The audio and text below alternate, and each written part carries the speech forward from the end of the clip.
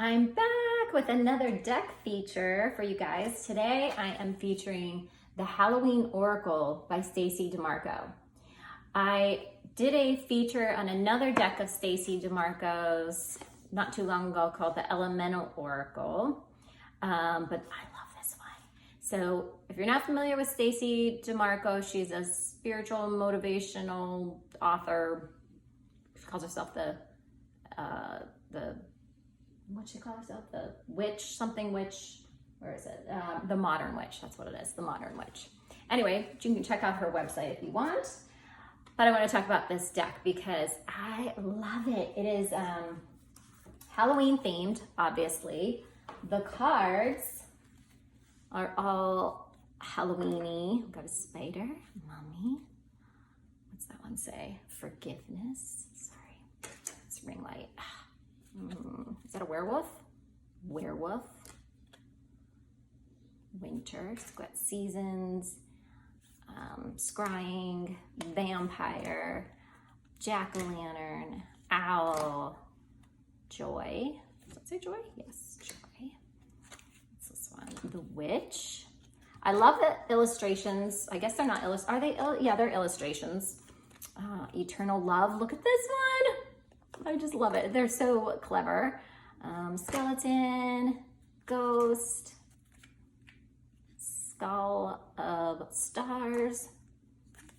Hello. Okay, I'm gonna run through these quick. So cute, look at that, trick-or-treaters. And in the guidebook that comes with it, she gives a little, let me show you all these real quick because I just love them. I really do. She gives a little talk about each of the words on the theme, like this one is zombie. So she talks about zombies. And then she goes into the meanings relative to how they would relate for you. So let me read one for you.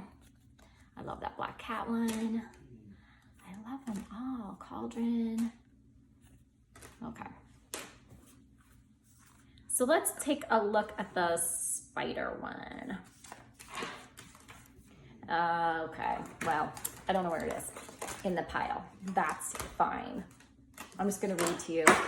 Spider, first one, found it. So the spider card says, masses of sticky spider webs make any Halloween decorations complete. The idea of a haunted house covered in the artwork of a big hairy spider is classic horror. Even those of us who appreciate our eight-legged friends still hurriedly brush off those stealthy webs if we run into them in the dark. Although most spiders are not venomous, humans have an innate fear of them. Perhaps it's the fangs or the poison. Perhaps it's all those legs and the way they move. Perhaps it's where they live, often in dark, hidden places, or the way our Western pop culture has demonize them by making them giant, fierce, and man-eating. Some cultures, though, revere the spider in very positive ways.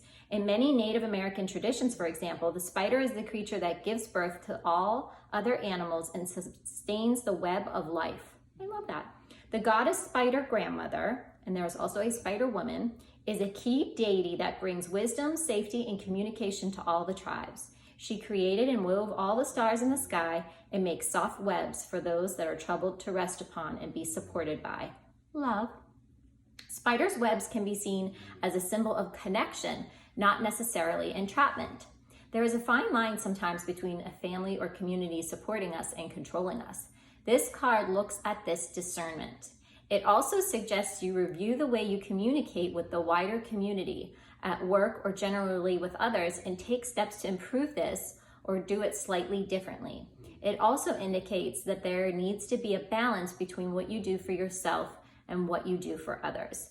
If we give too much to the outside, our strength diminishes and we cannot weave the supporting web for ourselves. I love that message. I love how she just tied it all together. And they're all like that. And the other reason that I love this deck is she suggests a spread in here called the Jack-o'-lantern spread. And this is the one that I use when I'm doing my Halloween readings for people, because it looks at a main challenge that you have, and then you pull a card for the hidden fear, and then you pull, or I should call it the hidden issue, And then the next card is the obstacle, next card is the fear, next card is the solution, and then the card after that is what happens if you engage in the solution. So it's a really neat spread. It's kind of unique. And it's all, I don't know, I love it. I think you would love it too if you want to give it a chance. And I showed you the illustrations were really cool. It's just fun.